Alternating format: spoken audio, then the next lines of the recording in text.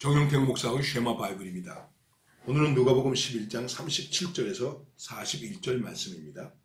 그리고 찬송은 465장 주 믿는 나, 남 위에 정직하고 하는 찬양이 되겠습니다.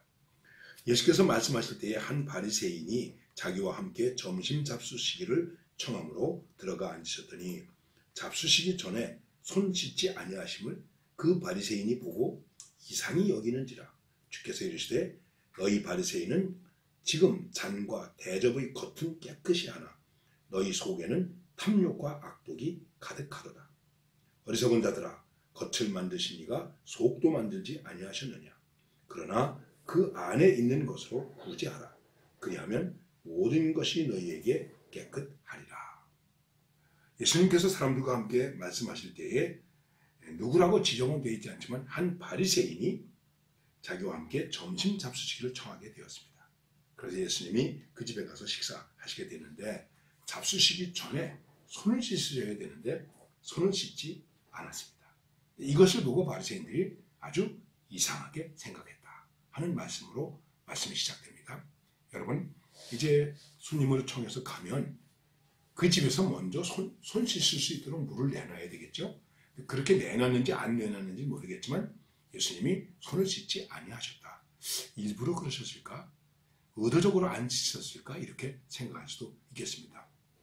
그런데 예수님이 손을 씻지 않은 것에 대해서 그들은 이상히 여겼다. 아주 놀랬다. 이렇게 생각하는 것입니다. 손을 씻지 않으신 것이 그렇게 이상히 여길 만큼 잘못된 것일까요?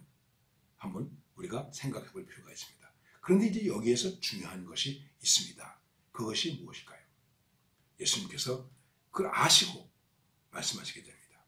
그래, 너희들은 지금 대접하기 위해서 그릇과 대접과 이런 것들은 깨끗하게 잘 준비하고 있는데 너희 속은 어떠냐? 바리새인은 분리된 사람이라는 뜻이 있는 것입니다. 세상에 물들지 아니하고 세속적이지 아니하고 거룩한 모습으로 하나님을 잘 섬긴다고 하는 그런 사람들입니다. 그리고 하나님을 잘 섬기기 위해서는 이렇게 해야 된다고 하는 규례들을 만들었습니다. 그리고 이 규례를 지키지 아니하면 바로 비난하고 죄인 취급을 했습니다. 그 612개라나 그렇다는 그 항목이 있습니다. 그래서 예를 든다면 시장에 갔다 오면 손을 씻어라. 그렇지 않으면 내가 더러워진다. 손을 씻을 수도 있고 안 씻을 수도 있겠죠. 씻으면 물론 더 좋겠죠. 그런데 안 씻었다고 해서 그거를 죄인 취급하는 거죠. 비난하는 것이죠. 이렇게 해서 자기들의 전통을 만들어 놓은 거예요. 그리고 그 전통을 하나님의 말씀이나 진리보다 더 귀하게 생각하는 거예요. 그래서 그들은 겉으로는 신앙생활을 잘하는 것처럼 보였습니다. 11조도 잘했습니다. 하나님께 향기로운 제물을 드렸습니다. 이제 주님께서 말씀하시는 것은 뭐냐 하면 그래, 겉은 그렇다고 치자. 그럼 속은 어떠냐?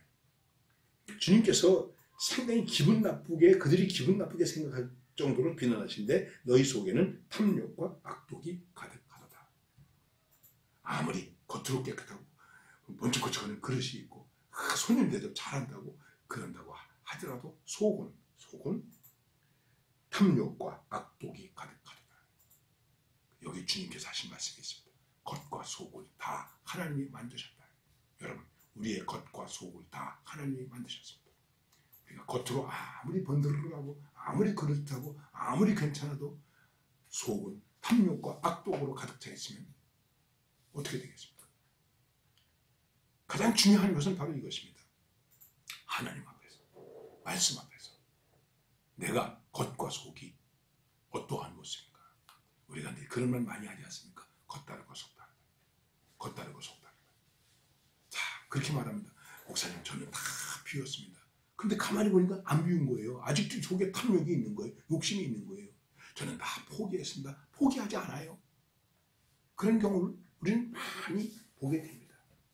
그러므로 겉과 속이 다른 것, 겉만 그럴듯하고 속은 잘못된 것. 벌레 먹은 잘 익은 과일. 그래서 과일 가운데서 단 것이 벌레 먹은 과일이 더 달다고 그렇게 말하지 않습니까? 성경에도 그런 말씀 하고 있습니다. 열매 맺지 못하는 무화과 나무. 입만 무성하고 겉은 무성한데 열매를 맺지 못했습니다. 열매 없는 가을나무. 여러분, 가을나무가 열매가 없으면 어떻게 되겠습니까? 겉은 그럴듯하게 보이는데 속은 열매가 없다. 저주를 받고 말라 비틀어지게 되는 것이죠. 그렇습니다. 우리의 신앙에 있어서 이것을 중요하게 생각해야 됩니다. 주님이 어리석은 자들아 겉을 만드시니까 속도 만들지 아니하셨느냐. 그러나 그 안에 있는 것으로 구제하라. 그리하면 모든 것이 너희에게 깨끗하리라 말씀하고 있습니다. 이 말씀은 결국은 무엇입니까? 내 안에 있는 것으로 구제하라. 내 안에 있는 것을 가지고 사람들한테 깨끗하게 하고 내 안을 먼저 깨끗하게 하라. 내 안에 있는 것이 무엇일까? 바리새인들이 자랑하는 금그릇, 은그릇, 화롭게 사는 것, 화로운 잔치를 벌이는 것, 그런 것일까? 그런 거 낭비하지 말고 구제하라. 탐욕과 악독으로 가득 차 있는 모든 것을 내려놓고 나눔으로 사랑으로 살아라. 그래서 자신의 깨끗함을 보여주라 하는 것입니다. 여러분, 주님의 말씀 속에서는 금그릇과 그 안에 음식이 더럽혀지기를 원하지 않는다면 손을 깨끗이 하는 것보다는 더 중요한 사랑과 인애의 삶을 사는 것이 더 중요하다 하는 것을 우리에게 말씀하고 있는 것입니다. 참 찔리는 말씀이죠. 어떻습니까? 여러분, 오늘 내 겉과 내 속이 어떠한 모습입니까? 여기에서 맛을 잃어버리게 됩니다. 소금 역할을 못하게 됩니다. 그러므로 이 말씀을 우리가 깊이 묵상하면서 오늘도 겉과 속이 일치한 그러한 성숙한 인격을 가진 하나님의 사람으로 존재하는 이런 축복이 여러분들과 함께 할 수 있기를 간절히 바랍니다.